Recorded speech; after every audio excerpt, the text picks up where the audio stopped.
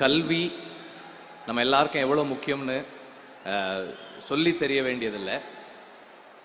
தமிழ்நாட்டில் எப்போதுமே கல்விக்கு முக்கியத்துவம் இருந்திருக்கு. அப்பா அம்மா எவ்வளோ கஷ்டப்பட்டாலும் சாப்பாட்டுக்கு வழி இல்லைனாலும் பிள்ளைங்களை படிக்க வைக்கணும்னு நினைப்பாங்க.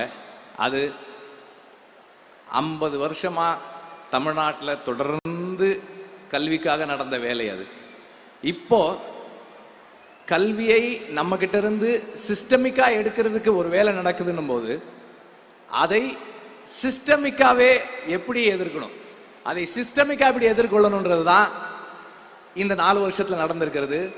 குறிப்பா இந்த மேடையில நாம பார்த்த அந்த உயர்கல்வி இந்த வருஷம் சேர்ந்த அந்த மாணவர்களுடைய எண்ணிக்கை இருக்கு இல்லையா, அது எனக்கு ரொம்ப நெகிழ்வா இருந்தது. நாம ஒரு உண்மையிலேயே கல்வியில நாம ஒரு பெரும் பாய்ச்சலை கண்டிருக்கிறோன்னு தான் எனக்கு சொல்லணும்னு தோணுது. இது சாதாரண விஷயம் இல்லை. ஏன்னா நாம் அங்கே போயிடக்கூடாதுன்றதுக்கு அவ்வளோ வேலைகள் நடக்குது. ஆனாலும் நம்ம அங்கே போவோம், எப்படி போக வைக்கணும்னு எங்களுக்கு தெரியும்னு செய்கிற ஒரு செயல் ரொம்ப ரொம்ப ரொம்ப நன்றிக்குரியது. நாம் ரொம்ப அந்த அந்த மாணவர்கள் போல நாம் எல்லாருமே ரொம்ப நன்றியோடு இருக்கணும்.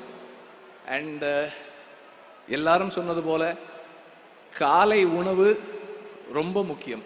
பள்ளியில் அது கிடைக்குதுன்னு போது அதுக்காகவே பள்ளிக்கு வர்றவங்க இருக்காங்க.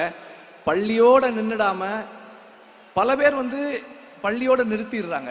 ஆனால் இப்போ இந்த year school to college transition அவ்வளவு இருந்திருக்குன்னு சொல்றாங்க.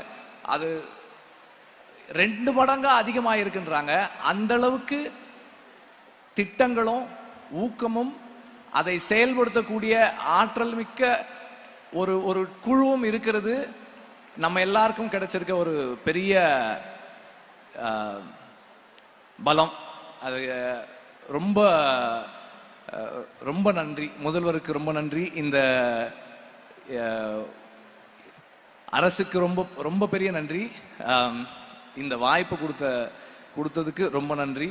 கொஞ்சம் பதட்டமா இருக்கேன். நன்றிங்க. நன்றி. அனைவருக்கும் நன்றி.